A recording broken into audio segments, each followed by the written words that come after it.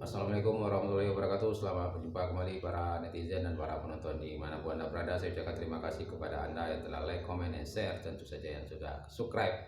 Bagi Anda yang subscribe dapat tekan lonceng notifikasi di HP Android Anda atau klik di komputer atau di laptop Anda. Baiklah, pada kesempatan kali ini kita akan bicarakan tentang koalisi partai. Koalisi partai ini diperlukan untuk pilpres, ya, di mana dalam demokrasi yang multipartai seperti di Indonesia ini, untuk memenangkan calon presiden dan wakil presiden kita harus melakukan koalisi dengan partai lain, karena kemenangan itu tidak ada yang mutlak sampai 51%. Jadi mau tak mau harus koalisi. Jadi koalisi ini adalah suatu hal yang sangat dibutuhkan dalam berpolitik di demokrasi yang multipartai. Tapi kalau satu partai itu bisa menang lebih dari 51, itu tidak perlu. Tapi sampai detik hari ini belum pernah Indonesia ini semenjak reformasi ini satu partai itu yang menang sampai 51%. Jadi mereka harus berkoalisi dengan partai lain untuk bisa memenangkan pilpres.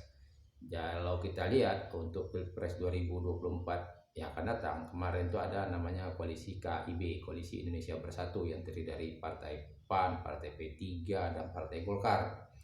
Tetapi koalisi ini belum menandatangani kesepakatan, cuma masih tahap lobby, sehingga ketika hari ini nampaknya koalisi KIB ini mungkin akan bubar karena melihat situasi perkembangan terbaru politik, bisa mereka akan bergabung ke koalisi yang lainnya. Jadi koalisi ini sifatnya itu tidak permanen, tergantung situasi dan kondisi keadaan pada waktu itu.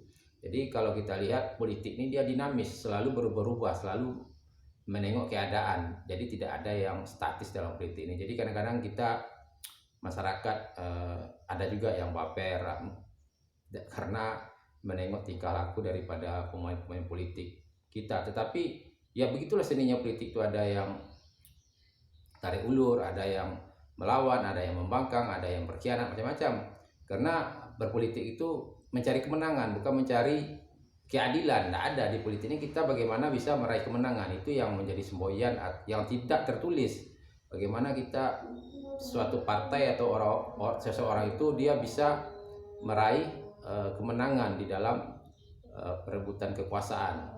Jadi kita masyarakat tidak perlu baper, tidak perlu merasa kecewa kepada orang yang telah kita rasa-rasanya mau kita pilih, atau partai yang rasa-rasanya kita idam-idamkan ini partai, ya, karena keadaan itu seperti itu kalau politik yang sifatnya multi partai seperti Indonesia ini.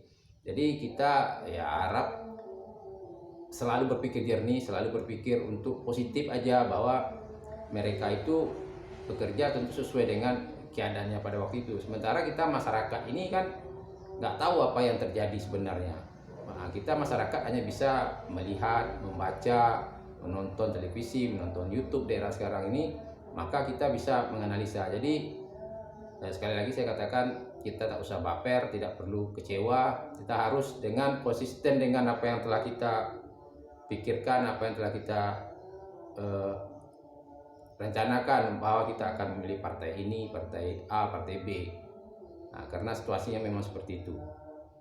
Jadi kepada teman-teman, rekan-rekan yang sudah terdahulu yang telah memiliki ancang-ancang, ya silakan aja, boleh berubah gitu. Karena politik ini bukan hanya masalahnya membangun bangsa, tapi juga ada orang yang di politik ini dia mencari keuntungan untuk diri dia, untuk kelompok dia. Itu sah-sah aja. Cuma selama mereka tidak melanggar aturan, maka kita boleh aja ikut. Tapi kalau udah melanggar aturan, sudah melanggar dari norma-norma, ya kita tidak usah ikut.